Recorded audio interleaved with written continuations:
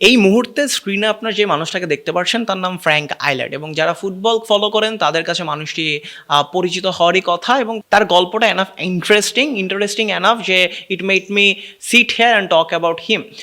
গল্পটা কি? গল্পটা হচ্ছে একটা সাধারণ ম্যানচেস্টার ইউনাইটেড ফ্যান যে কিনা 2024 সালের অক্টোবরে, যখন কিনা ম্যানচেস্টার ইউনাইটেড একটা ডার্ক ফেজ বা অন্ধকার সময় যাচ্ছিল, ফর্ম ভালো যাচ্ছিল না, তখন এই ব্রতটা করেন, এজ এ সার্কাজমই বলতে পারেন, ব্রতটা করেন যে তিনি ম্যানচেস্টার ইউনাইটেড 5 ম্যাচ টানা না জিতা পর্যন্ত তিনি তার চুল কাটবেন না।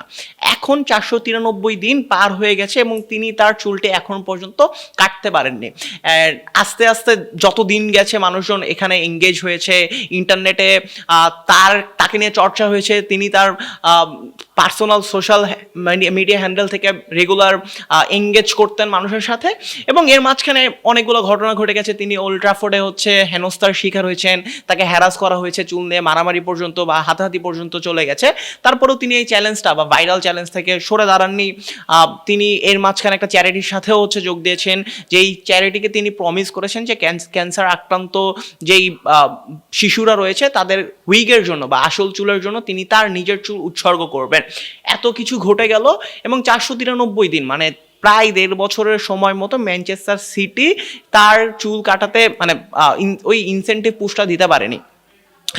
দিন শেষে অর্থাৎ একদম রিসেন্ট সময়ে এটার একটা সম্ভাবনা দেখা গিয়েছিল যে ম্যানচেস্টার ইউনাইটেড টানা 4 ম্যাচ উইন করে লাস্ট ম্যাচ অর্থাৎ পঞ্চমতম ম্যাচ, যেই ম্যাচটা জিতলে হয়তো ফ্র্যাঙ্ক আইল্যান্ড নিজের চুল কেটে ফেলতেন, সেই ম্যাচটি ছিল ওয়েস্ট হ্যামের সাথে। অর্থাৎ ম্যানচেস্টার সিটি, আর্সেনাল, ফুলহ্যাম এবং টটেনহাম স্পার্সকে হারানোর পরে this was the last match, যে তার পরীক্ষার বা এই এক্সামের লাস্ট ম্যাচটা ছিল। বাট সেইটি 1-1 ড্র হওয়ার কারণে এই 493 সংখ্যাটা আরও বাড়বে, এইটি এটি ধারণা করে নেওয়া যায়। কিন্তু there is a different angle মানে এই পুরো স্টোরিটার। আমার কাছে মনে হয় ফুটবলের সৌন্দর্যটা এই জায়গাটাতেই, আপনার ফুটবলের সৌন্দর্যটা এইখানেই কেন? কারণ আপনি দেখবেন এরকম কেউ ম্যানচেস্টার ইউনাইটেড ফ্যান রয়েছেন, কেউ রিয়াল মাদ্রিদ ফ্যান রয়েছেন, কেউ বার্সেলোনা ফ্যান রয়েছেন, কেউ এই যে স্যাক্রিফাইসেসগুলো প্রকাশ্যে করেন, কেউ প্রকাশ্যে করেন না, কেউ নিজের মধ্যে রাখেন। বা দিন শেষে মানুষের ইমোশনাল কানেকশনের জায়গায় এই ক্লাবগুলোতে বা ওভারঅল ফুটবলের সাথে এই যে ক্রেজিনেসটা, এইটা ফুটবলকে অনেক বেশি ইনসেন্টিভ দেয় ভালো করার। ফুটবলকে ভালো করা বলতে এই স্পেসিফিকলি এই ক্লাবগুলোকে অনেক বেশি ইনসেন্টিভ দেয় যে তার জন্য তার ফ্যানরা যে স্যাক্রিফাইসেসগুলো মেক করতেছে এইটার জন্য কোনো কিছু করার।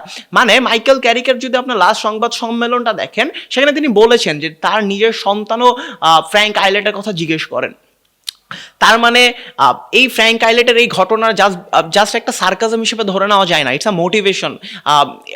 এটা মোটিভেশনের ব্যাপার। মানে মোটিভেশনটা কোন অ্যাঙ্গেলে? মোটিভেশনটা ওই অ্যাঙ্গেলে ওই ম্যানচেস্টার ইউনাইটেডের প্লেয়াররা এই পুশটা পান যে না, আমার ফ্যানদের জন্য ভালো কিছু করতে হবে। অ্যান্ড সেখান থেকে আমরা দেখেছি এই ম্যানচেস্টার ইউনাইটেড আবার নিজেদের একটা ভালো ফর্মে ফিরে এসেছেন, তারা নিজেদের ভালোটা দেওয়ার চেষ্টা করছেন এবং তারা ভালো খেলছেন ওভারঅল।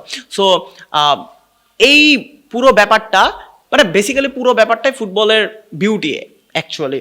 সো এরকম মজার ফ্যাক্টর নিয়ে আরও কথা হবে আমি লিখন ফ্রম ফুটবল সার্কিট।